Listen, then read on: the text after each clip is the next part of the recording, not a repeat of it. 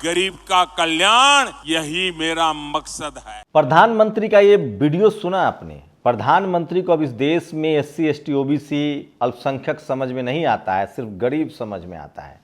आज एक चुनावी रैली में कह रहे थे कि मैं तो सिर्फ गरीबों का भला चाहता हूं। प्रधानमंत्री जी, या तो आप बहुत भोले हैं या बहुत शातिर हैं। अगर आपको नहीं पता है कि इस देश में गरीबों की एक जाति है तो आपको क्या कहा जाए।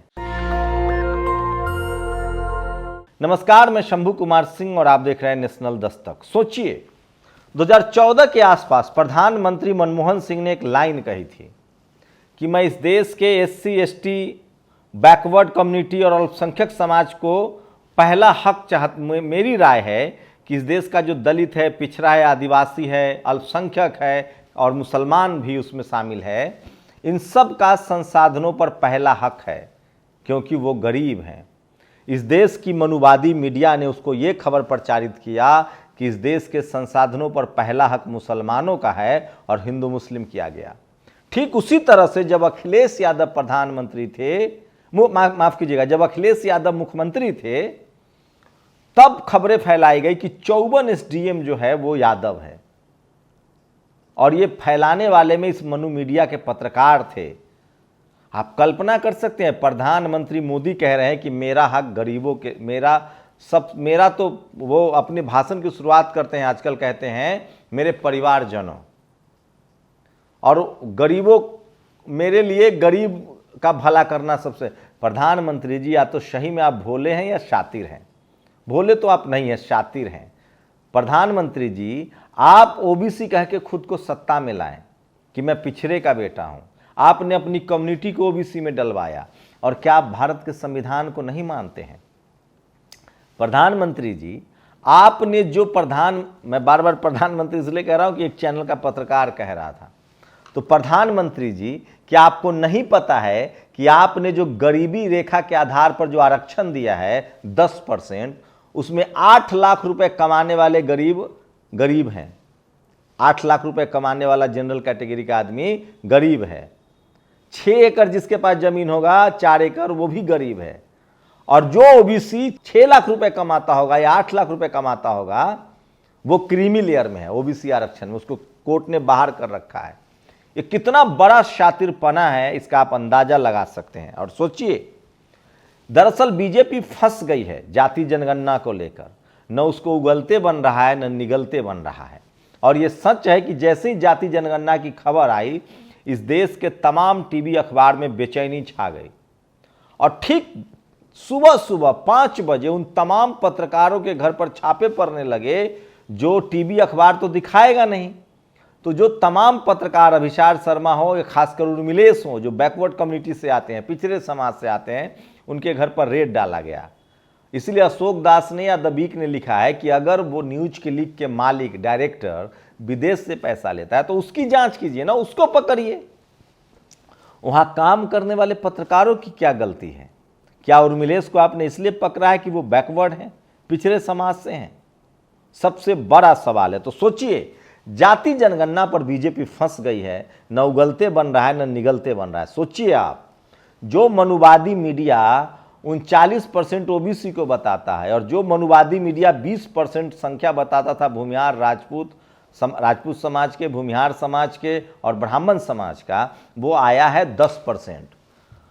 बिहार में जो जाति जनगणना आई है, जिसमें जनरल कैटेगरी के लोग जो 15% हैं, उसमें 4% तो अशरफ सवर्ण मुसलमान हैं। ब्राह्मण समाज के लोग, राजपूत समाज के लोग और भूमिहार समाज के लोग कुल जमा 10% हैं, और उनको ऑलरेडी गरीबी रेखा के आधार पर 10% आरक्षण मिल गया है। अब आप लोग बताइए कि इस देश में गरीब सवर्ण हैं? कौन है गरीब? इस देश में गरीबों की जाति है। गरीब वही है जिनको गरीब बना दिया गया, जिनको बिजनेस नहीं करने दिया गया जाति के आधार पर, जिनको पढ़ने नहीं दिया गया, जिनको बोलने नहीं दिया गया, जिनके काम में सेवा डाल दिया गया बिना पैसे के। जो भी इन लोगों के हिस्से में आया है वो थोड़ा बहुत अंग्रेजों के आने के बाद और उसके बाद संविधान लागू होने के बाद। ऐसा है प्रधानमंत्री जी, आप सर्वे करवा लीजिए कि किस जाति के लोग कितने गरीब है, दूध का दूध और पानी का पानी हो जाएगा। मैं ये नहीं कह रहा हूं कि जनरल कैटेगरी में गरीब नहीं होंगे, लेकिन जनरल कैटेगरी के गरीब की परिभाषा खुद सरकार ने तय की है। 8 लाख रुपए सालाना। 8 लाख रुपए सालाना का मतलब समझे कितना का महीना हुआ? 50,000 मतलब 6 लाख, और 2 लाख को और डिवाइड कीजिए 12 से, कितना हुआ बताइए हमें?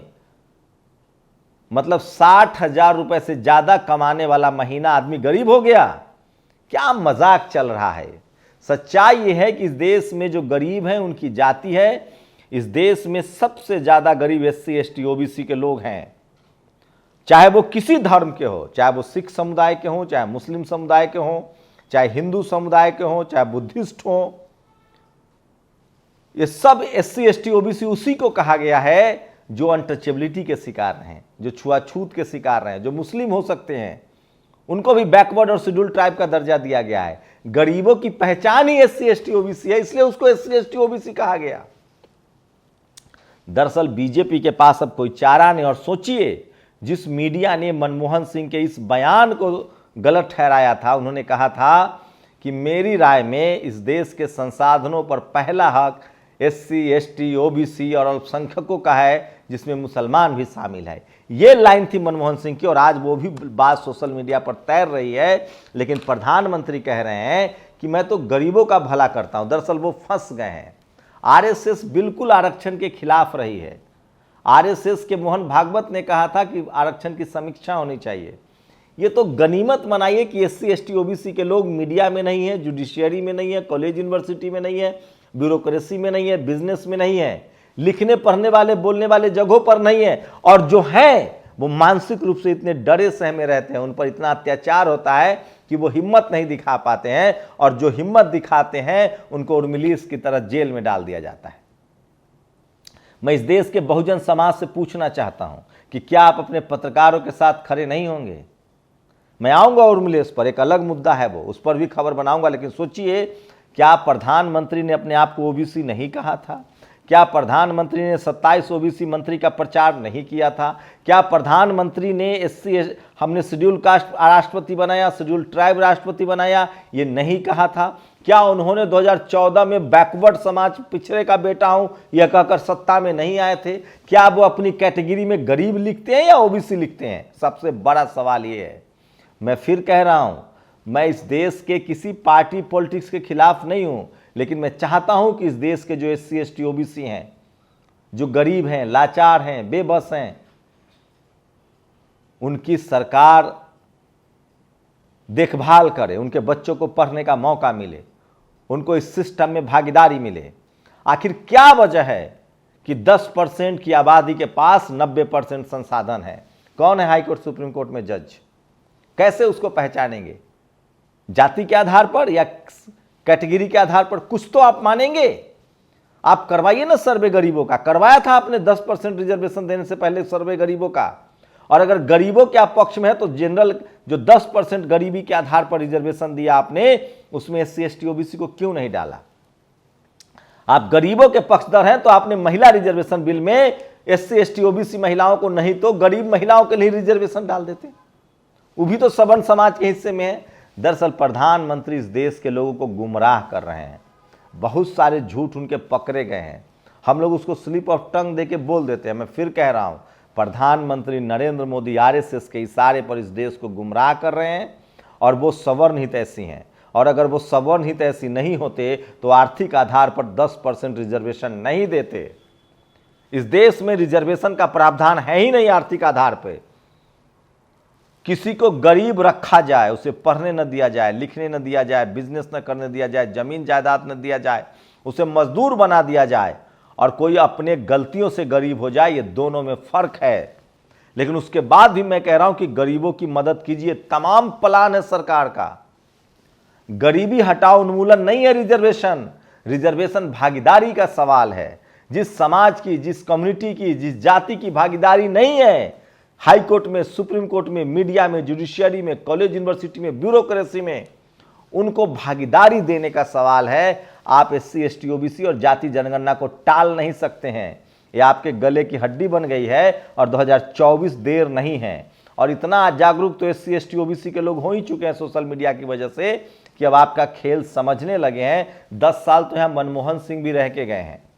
10 साल आपका भी हो रहा है। भारत में डेमोक्रेसी की जड़ें गहरी है, संविधान की जड़ें गहरी है। बाबा साहब ने जो इंतजाम किया है, Bahujan Samaj, SC ST OBC अल्पसंख्यक समाज उसको मान रहा है। आप और गुमराह नहीं कर सकते हैं। और अब तो तय लगता है कि ये जो जाति जनगणना वाली खबर थी, इसको रोकने के लिए, चूंकि सोशल मीडिया पर ये खबरें चलती, आज सोशल मीडिया को लगा दिया गया कि पत्रकारों की गिरफ्तारी पर खबर कीजिए। टीवी अखबार इस खबर को दिखा ही नहीं रहा है।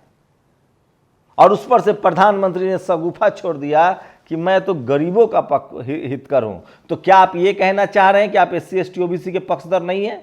आपको SC ST OBC के नाम पर वोट नहीं चाहिए तो अपनी पार्टी में OBC मोर्चा खत्म कीजिए, शेड्यूल कास्ट मोर्चा खत्म कीजिए, शेड्यूल ट्राइब मोर्चा खत्म कीजिए। अगर है आप में हिम्मत तो आप SC ST का रिजर्वेशन खत्म कीजिए, विधायक और अगर आप गरीबी के करिए उसको गरीबी के आधार पर। आप नहीं कर पाएंगे। आप एक्सपोज हो गए हैं, आपकी बातें दुनिया को पता चल चुकी है। और इस देश का SC ST OBC अब इतना जागरूक है कि वो आपको जानता है। अगर आप SC ST OBC के कंसेप्ट को नहीं मानते हैं, अगर आप भारत के संवैधानिक प्रावधानों को नहीं मानते हैं, तो कहिए ना कि हम खत्म कर देंगे इसको। आपकी तो बहुमत है, आपकी सरकार है, खत्म कीजिए। 250 से ज्यादा सांसद SC ST OBC के आपके साथ हैं, तभी आपकी सरकार चल रही है। 300 में से 250, 131 तो SC ST के लोग हैं जो रिजर्व कोटे से जाते हैं SC ST के नाम पर, गरीब के नाम पर नहीं जाते हैं। 100 से ज्यादा OBC के सांसद हैं, उनको तो रिजर्वेशन भी नहीं है। खत्म कीजिए। वैसे आपने कोशिश तो कर ही रखी है। सबसे ज्यादा सवर्णों का तुष्टीकरण हो रहा है। SC ST OBC के बच्चों को इंटरव्यू के बाद नंबर नहीं दिए जा रहे हैं, नॉट फाउंड सुटेबल लिखा जा रहा है। आपके खाने के दांत अलग हैं, दिखाने के दांत अलग हैं, और आप करते कुछ हैं, कहते कुछ हैं। आपने सवर्ण गरीबों को आरक्षण दिया। अगर आप गरीबों के हितैषी थे तो SC ST OBC को क्यों नहीं डाला आप उसमें? जिनकी आमदनी सोचिए 8 लाख, सोचिए प्रधानमंत्री की नजर में इसी सरकार ने कानून बनाया है, संविधान संशोधन किया है। 8 लाख कमाने वाला गरीब सवर्ण जो है वो गरीब है, उसको 10% आरक्षण है, जिसकी संख्या 10% है। और 6 लाख रुपए कमाने वाला OBC सालाना क्रीमी लेयर है। ये कोर्ट का फरमान है। आप कल्पना कर सकते हैं किस तरह से इस देश की बहुसंख्यक आबादी को 90% लोगों को बेवकूफ बनाया जा रहा है। आप सबसे होशियार हैं क्योंकि आपसे कोई बात करने वाला नहीं है। अरे आप उसी संविधान से चुनकर आए हैं, नहीं तो एक चाय वाले का बेटा कभी प्रधानमंत्री नहीं होता। आप OBC बनकर ही इस देश पर राज कर रहे हैं। आप याद कीजिए अपने 2014 के भाषणों को। आप OBC कहा करते थे। आज जब जाति जनगणना आ गई है तो आपको न निगलते बन रहा है, न उगलते बन रहा है। इस देश में गरीबों की भी जाति है। आप लोग अपनी प्रतिक्रिया जरूर दीजिए। शुक्रिया। नेशनल दस्तक की आपसे गुजारिश है कि अगर इसको बचाना चाहते हैं तो नेशनल दस्तक को सब्सक्राइब करने के लिए रेड कलर के सब्सक्राइब बटन को दबाएं, फिर बेल आइकन की घंटी दबाएं। नेशनल दस्तक को बचाने के लिए बहुत जरूरी है कि हर खबर को शेयर करें, लाइक करें, कमेंट जरूर करें।